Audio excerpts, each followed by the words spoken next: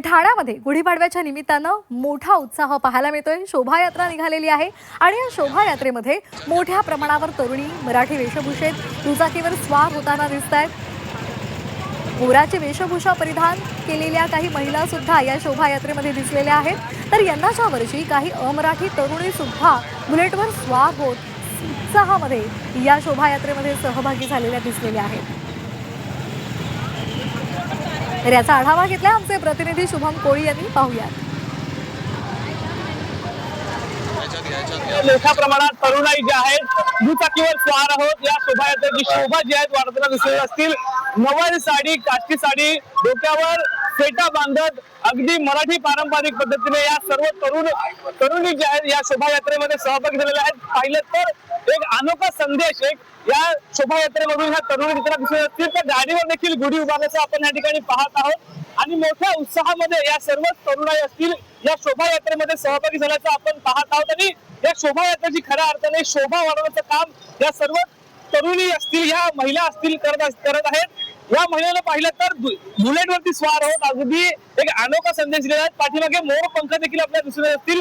काय नेमकं यांनी या काही काय सांगा एकंदरीत पाठीमागे मोर पंख असतील, या ठिकाणी फुलं असतील, फेटा तुम्ही बांधलेला आहे, काय काय नेमकी थीम आहे? प्रथम नववर्षाचा तुम्हाला हार्दिक शुभेच्छा।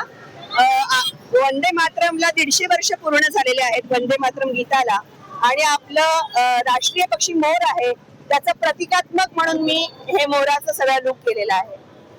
पाहिलं तर मोराचं प्रतिकात्मक रूप जे आहे त्या ताईंनी या ठिकाणी धारण केलं। पण मला तर काही तरुण देखील बुलेटवर स्वार होतात। काही काय सांगशील आज शोभायात्रेमध्ये शोभा वाढवतेस? मला मराठी येत नाही। काय सांगशील आज तू यहाँ पर आए हो, शोभा यात्रा में सहभागी हो, कहाँ से आए हो आप? मैं थाने से आई हूँ, थाने वेस्टीराम नानी से।